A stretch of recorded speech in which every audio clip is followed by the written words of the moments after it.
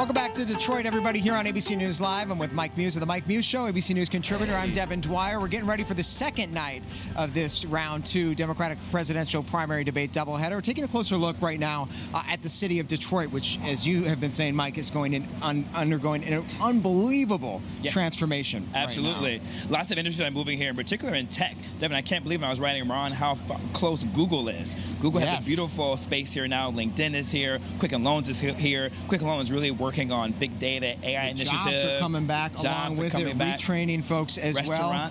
Some areas outside of town, as we have seen these past couple of days, are still suffering from a lot of blight and from homelessness. But there is one organization here in Detroit which is trying to do something about that by taking a big step with something very tiny.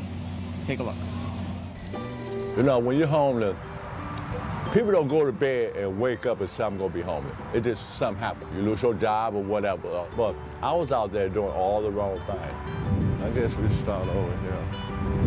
I worked through Cass Community Social Service. I got a job through there. They helped me get a home. See, I'm on the right track now. We're in the middle of Detroit on part of the Cass Community Social Services campus in the new tiny homes development.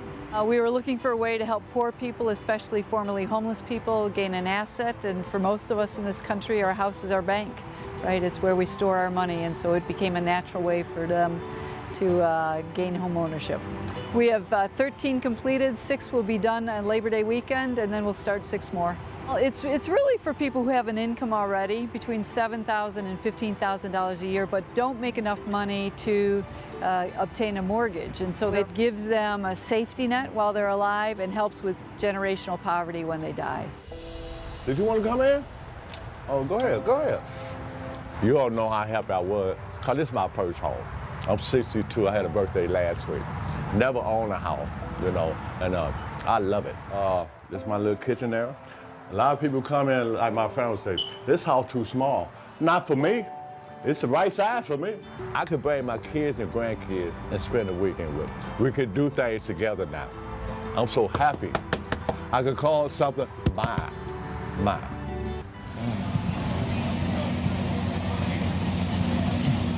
Really, really neat to see that. A homeowner at 62, a tiny homes community here in Detroit. Our thanks to Janet Weinstein for bringing us that really special story. For a little bit more on this, I want to bring in now the General Counsel for the National Fair Housing Alliance, Morgan Williams, an organization which has been promoting the use of tiny homes to a certain extent, also lowering the cost of living. Morgan, great to see a lot of voters out there right now really concerned about skyrocketing cost of home ownership, of rent, of the like. Are tiny homes part of the solution?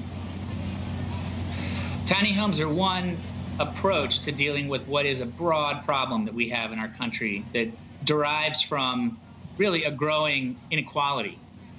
And that is not just an inequality broadly, but it is a racial wealth gap that has been growing as a nation. The main way that people build wealth in the U.S. is through home ownership. And this growing wealth gap is directly linked to inequity in home ownership. And so any means that we can approach the housing market to increase access to home ownership and to rental housing that is affordable to people across a broad spectrum will help to address this bigger problem, this bigger racial wealth gap that we see. And we've seen it replicated in a lot of cities. Washington, D.C. is doing a lot of tiny homes. Are they doing it in New York, Mike? Not that I'm aware of, but I know the tiny homes are extremely popular. I know my nephew wants one. But imagine the pride I was looking at. This is that gentleman saying he owns a home for the first time. To see that expression on his face. And what that means for individuals, and the amount of pride that they carry forward with it. I'm really glad that we had the chance to really highlight this issue because, Devin, as we were saying, downtown Detroit is growing by leaps and bounds. But unfortunately, that economic has not really reached the outer boroughs of downtown. East side of Detroit is still struggling. The west side of Detroit is still struggling. They haven't been able to participate in this new economy as much as individuals who've actually moved from out of town and have moved from the suburbs to come back into the city. Those in the outer parts of Detroit haven't had the chance to participate in this new economy of it yet. So tiny homes is a really great solution. One solution, that's actually a solution the Trump administration has been promoting. Ben Carson has been out front saying that tiny homes, prefabricated homes are really a big part of their answer to this housing crisis, housing price crisis. But I want to bring more Morgan back into this. Morgan, what else, you were alluding to it earlier, but what else is needed from policymakers? What else do these Democratic candidates tonight need to talk about and push for when it comes to improving housing access and lowering the price?